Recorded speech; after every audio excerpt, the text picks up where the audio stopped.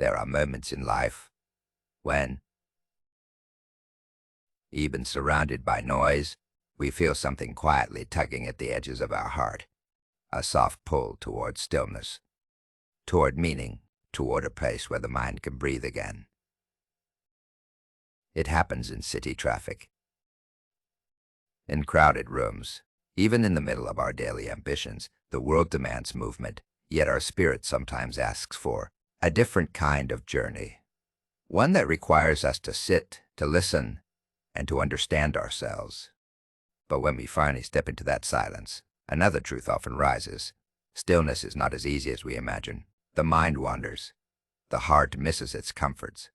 And what once seemed peaceful begins to feel like an unfamiliar emptiness. Many people who seek quiet retreat soon realize that silence can be harder to face than noise. And it was this gentle struggle that echoed in the hearts of a group of young officials who came to the monastery at Momine. They arrived with noble intentions. 7 days of fasting and meditation, 7 days away from the clutter of their usual lives.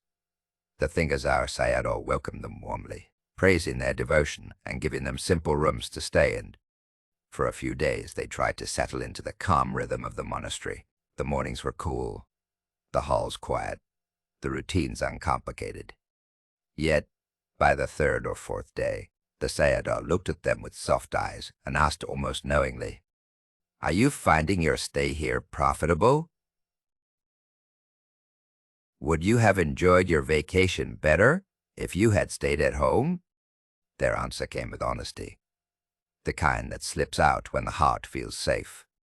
"We do find our stay here very profitable," they said, "but we miss our wives and children. To tell the truth, my lord, we find life here a little dull."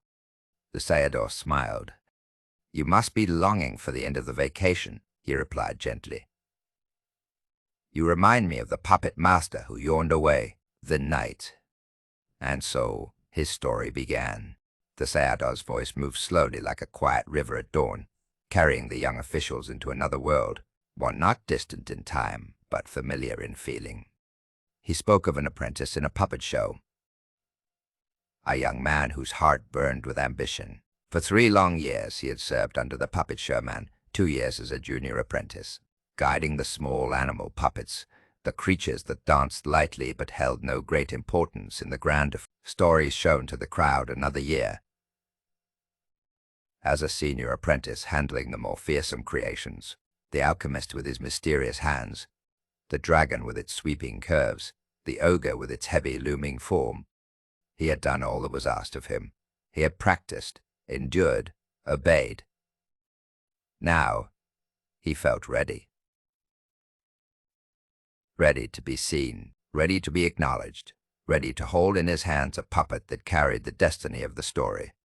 So, with courage rising in his chest, he approached the puppet showman and said, "Master Showman, I have spent full 3 years under you as an apprentice, manipulating the subsidiary puppets. I venture to think that I have fully mastered the art of puppetry." But the showman, wise and seasoned, saw something the apprentice could not. He shook his head gently and replied, "My boy, be patient. Spend another year as an apprentice. Another year, another cycle of waiting, watching, practicing." The apprentice obeyed. But his heart grew restless, and when that year was finally over, he once again stood before the showman, seeking his long-awaited promotion. This time the showman hesitated. He still felt the apprentice was not ready, but he also did not want to burden him with disappointment yet again. So, after a moment of quiet thinking, he offered a small, careful compromise. "All right, my boy," he said. "You have won your mastership tonight. I will assign you a puppet important to the play." It was a promise that filled the young man with bright, trembling excitement. From the moment the showman spoke those words, the apprentice's heart beat with a newfound rhythm. It was not the calm thrum of patience, but the quickened pulse of hope, of long-awaited recognition. All through the day he walked with a quiet fire in his chest, imagining the puppet he might be entrusted with. He pictured himself holding the hero of the play, guiding its every gesture with grace. He imagined the audience watching, leaning forward, whispering in admiration each time he tried to still his thoughts. Another vision rose, brighter, of the moment he would finally step into the spotlight. The sun drifted slowly across the sky, but for him, it felt as though time could barely keep up with his excitement. His hands kept moving, rehearsing silent motions in the air. He tidied his workspace again and again, unable to sit still. Everything in him felt suspended between anticipation and the need to prove himself worthy. At last, evening arrived. The orchestra began to play, soft at first, then rising with the familiar rhythm that pour signaled the beginning of a performance. The lanterns glowed, their warm light breathing life into the painted wooden figures behind the curtain. He watched as the animal puppets went out first, moving with playful ease. He knew those motions well. They were the ones he had practiced for 2 long years. Then came the alchemist, the dragon, the ogre, each puppet heavy with character, each dance carrying a strength he remembered from his final year of training. But tonight, he was no longer behind them. Tonight, he waited for something greater. He stood ready, hands steady, but heart soaring, as the main play of the evening began. And then, with a sense of reverence, the showman finally handed him the puppet he was, to manipulate a figure representing the king of the gods. His chest tightened, swelling with pride. This was his moment. He held the puppet with the tender firmness of someone carrying a long-awaited dream. The king of the gods, tall, regal, exquisitely carved. Its robes were painted with deliberate strokes, its face serene, its bearing noble. This was not a puppet touched by beginners. It commanded respect simply by existing.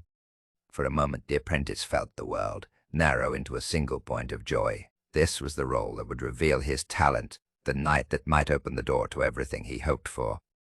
But as he listened to the showman read the synopsis of the evening's play, his excitement slowly softened into confusion. The king of the gods did not speak, did not move, did not perform any dramatic gesture. Throughout the entire play, this grand figure merely sat, tall, silent, unchanging, watching the actions of others unfold. All the dancing, all the dialogue, all the twists of the story belonged to the other characters. The apprentice's task was simply to hold the puppet upright. Not a rise of the arm, not a turn of the head, not a single gesture to show his skill. Just stillness. As the performance continued, the minutes stretched long. The apprentice stood behind the curtains, keeping the puppet steady.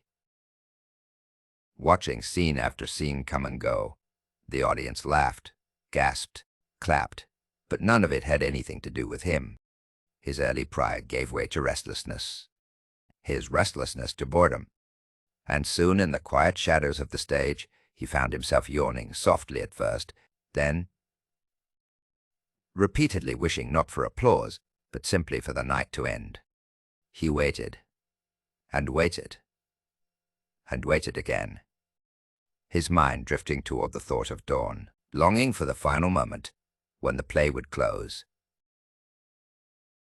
and he could lower the puppet at last. The king of the gods remained unmoving, and so did he. The night stretched on, and the performance moved from scene to scene, while the apprentice remained behind the curtain, holding the king of the gods in the steady position to the role required around him. The sounds of the play rose and fell, the voices of the characters, the music of the orchestra, the shifting steps of the other puppeteers. Yet none of these sounds called for him to act. His task was simple: keep the puppet upright. As the other puppets danced and spoke, he stood in his place, supporting the tall, unmoving figure. The minutes passed slowly. With each new scene, he listened as the story unfolded, aware that he had no part to play in its movement. The puppet did not gesture. It did not turn. It did not join in the action. It only sat, and through it, he also remained still.